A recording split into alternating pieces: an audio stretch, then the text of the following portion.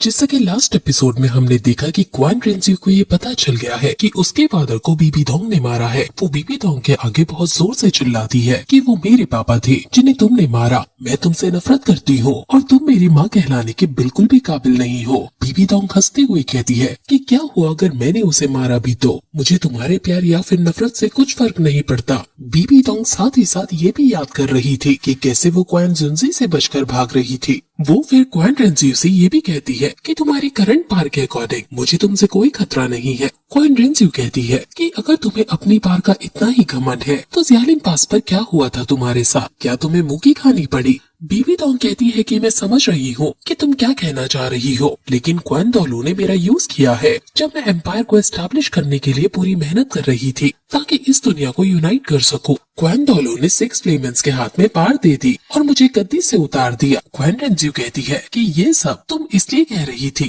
ताकि तुम्हें एम्पायर की गद्दी पूरी तरह से मिल जाए, लेकिन तुमने ये बहुत बात नहीं पहचाना कि सिर्फ मैं ही एम्पायर को लीड करके पूरे कॉन्टिनेंट को यूनाइट कर सकती हूँ और तुम्हारी पार धीरे धीरे कम होगी और फिर अब तुम्हें समझ आएगा कि दर्द क्या होता है। बीबी डोंग हंसकर कहती है कि कितनी एरोगेंट हो गई हो तुम। ध्यान दो, एम्पायर के पास हाउतियन ट्राइब की पार है। तुम्हें क्या लगता है कुछ फ्लेमेंस तुम्हारी मदद करेंगे उन्हें हराने में? मेरी हेल्प के बिना तुम्हारी करंट पार के अकॉर्डिंग तुम अकेले तांग शांग को भी नहीं हरा सकती हो। ये सुनकर क्वान रेंजी जब कहती है कि मैं तांग शांग को हरा दूंगी तो बीबी डोंग ऊपर उसके पास लड़ने के लिए आती है और कहती है कि पहले मुझे तो हरा कर दिखाओ। बीबी डोंग अपने डेड डोमेन का यूज करती है और वहीं क्वान रेंजी अपने एंजल डोमेन का। दोनों का ही डोमेन एक दूसरे को पीछे धकेलने लगता है और फिर क्वान रेंजी बीबी डोंग के पास आकर उस पर अपनी तलवार से हमला करने की कोशिश करती है, लेकिन बीबी डोंग उसके हर एक हमले से बच रही होती है और फिर Bibi Dong spider king of death से सोल स्किल का यूज करती है और क्वान रेंजी पर हमला कर देती है। बीबी डोंग क्वान रेंजी पर भारी पड़ रही है और वो उसे बहुत ज्यादा घायल करने लगती है।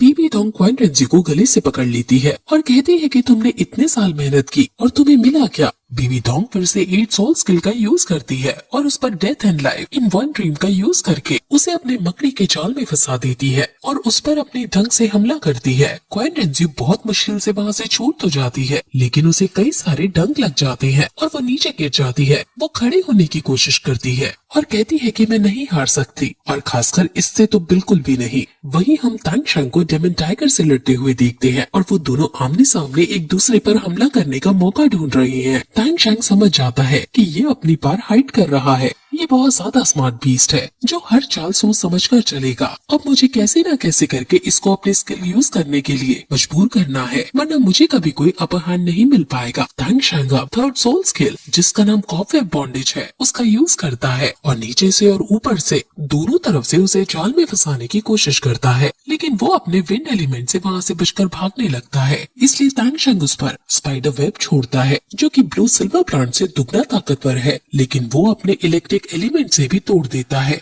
तांग शांग की स्पिरिचुअल इमेजिनेशन एकदम बर्बाद हो चुकी है और उसे कुछ समझ नहीं आ रहा कि वो क्या करे। डेमन टाइगर इलेक्ट्रिक एलिमेंट का यूज करके बहुत जल्दी दौड़ रहा है जिससे तांग शांग को उसको लोकेट कर पाना मुश्किल हो रहा है। इसलिए तांग शांग लेफ्ट सोल बोन स्किल जिसका नाम टाइगर व्हील चॉप है उसका यूज करता है, लेकिन उसका अटैक उसको हिट नहीं करता और वो वेस्ट चला जाता है। और फिर तभी डेमन टाइगर उस पर हमला कर देता है, लेकिन तांग शांग स्माइल करता हुआ सोचता है कि मुझे पता था कि तुम ऐसे तो मुझ पर हमला नहीं करोगे, इसलिए अब मैंने फाइनली अपनी स्किल मन से तुमसे हिट ना करवा के तुम्हें अपनी शक्तियों का परिचय दे दिया है, जिससे अब तुम अपनी स्किल का यूज करने के लिए बाध्य हो गए हो। अब जब तक तुम अपनी स्किल यूज करोगे मैं तुम्हारी कमजोरी का पता लगा पाऊंगा। अब वो अपने हैमर से उस पर हमला करता है, लेकिन डेमन टाइगर को हल्का सा ही इफेक्ट होता है और वो तांग शांग को पीछे धकेल देता है। तांग शांग समझ आता है कि इसके पास इविल विंड और इलेक्ट्रिक एलिमेंट है, इसलिए इतना ज्यादा हार्ड है उसे हराना। इसने मेरे हाउतियन हैमर तक को ब्लॉक कर दिया है। इसके सारे attack full of evil energy के साथ होते हैं। ये बहुत ज्यादा एबनॉर्मल है और अब मैं इसे और ज्यादा अपॉर्चुनिटी नहीं दे सकता हूँ। तांग शांग अब अपने ट्राइडेंट को निकालता है और गोल्डन 13 हॉल बर्ड्स की फर्स्ट मूव का यूज करता है। वो अनस्टॉपेबल व्हर्लविंड क्रिएट करने लगता है और उस पर कई सारे व्हर्लपूल्स छोड़ता है, जिससे डार्क डेमन टाइगर बच जाता है और उल्टा तांग शैंग पर ही अपनी डोमेन का यूज करके उसे करोड करने लगता है। तांग शैंग गोल्डन 13 हॉलबर्ड्स के सेकंड मूव का यूज करता है, जिसका नाम 1000 Years in Vain है, और वो एक साइक्लोन में डेमन टाइगर को फंसाने लगता है। तांग शैंग साइक्लोन का रेडियस बढ़ाने लगता है ताकि वो बाहर ना निकल सके, और ये स्किल काम आ जाती है। और तांग शैंग कहता है कि अभी भी तुम मुझसे काफी इंफीरियर ही हो, इवन इसी के लिए तुम एक्सट्रीमली गिफ्टेड टैलेंट वाले हो, लेकिन तुम मेरी मैजिकल स्किल्स को ब्लॉक नहीं कर सकते हो। अब मैंने तुम्हें घायल कर दिया है और अब मैं तुम्हें हरा भी दूंगा। तांग शैंग डिलेड एज्योर क्लॉ का यूज करता है, लेकिन डेमन टाइगर खड़ा होकर तांग शैंग के इस अटैक को तोड़ देता है और तांग शैंग पीछे धकेल दिया जाता है। तांग शैंग बहुत ज्यादा थक गया है और उसे समझ नहीं आ रहा कि वो क्या करे। अब तभी तांग शैंग आसमान में देखता है कि कोई चीज चांद को ढक रही है, और वहाँ तभी डेमन टाइगर अपना अटैक यूज कर देता है और उसे ट्रैप में फंसा देता है। तांग शैंग का ट्राइडेंट नीचे गिर जाता है और डेमन टाइगर उसे किसी पोर्टल के थ्रू कहीं भेज देता है। तांग शैंग को समझ नहीं आ रहा होता कि कहीं ये इसका सेकंड डोमेन तो नहीं। तांग शैंग शायद उसके अब स्पिरिचुअल रियल्म के अंदर पहुंच जाता है और सोचता है कि ये डार्क डेमन टाइगर बहुत ज्यादा स्मार्ट है।